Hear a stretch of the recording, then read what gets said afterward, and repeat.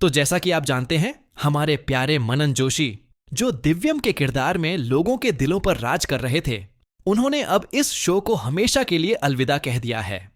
ये सुनकर उनके फैंस को थोड़ा दुख तो हुआ होगा, क्योंकि राधिका और दिव्यम की जोड़ी ने दर्शकों के बीच एक खास जगह बना ली थी। लेकिन इसके पीछे की वजह मनन जोशी का अपना फैसला नहीं था कि उन्हें शो छोड़ना है। दरअसल ये शो मेकर्स का एक बहुत बड़ा और सोचा समझा प्लान था। उन्होंने ये तय किया कि क्यों ना शो को एक नया रूप दिया जाए और कहानी में एक बहुत बड़ा ट्विस्ट लाया जाए।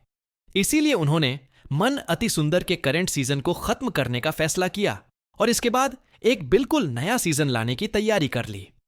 इसी वजह से कहानी में दिखाया गया कि घर में एक बड़ा धमाका हुआ और भीषण आग लग गई, जिसमें राधिका और दिव्यम दोनों की कथित तौर पर डेड बॉडीज दिखाई गईं।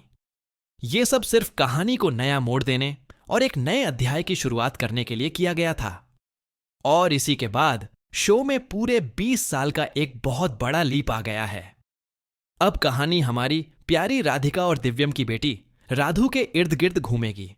और सबसे अच्छी बात यह है कि हमारी तनिष्क, जो राधिका का रोल कर रही थीं, उन्होंने शो नहीं छोड़ा है।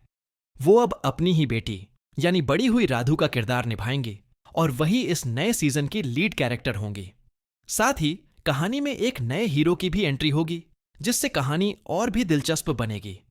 ये बात बिल्कुल सच है कि दिव्यम के किरदार में मनन जोशी को कोई रिप्लेस नहीं कर पाएगा।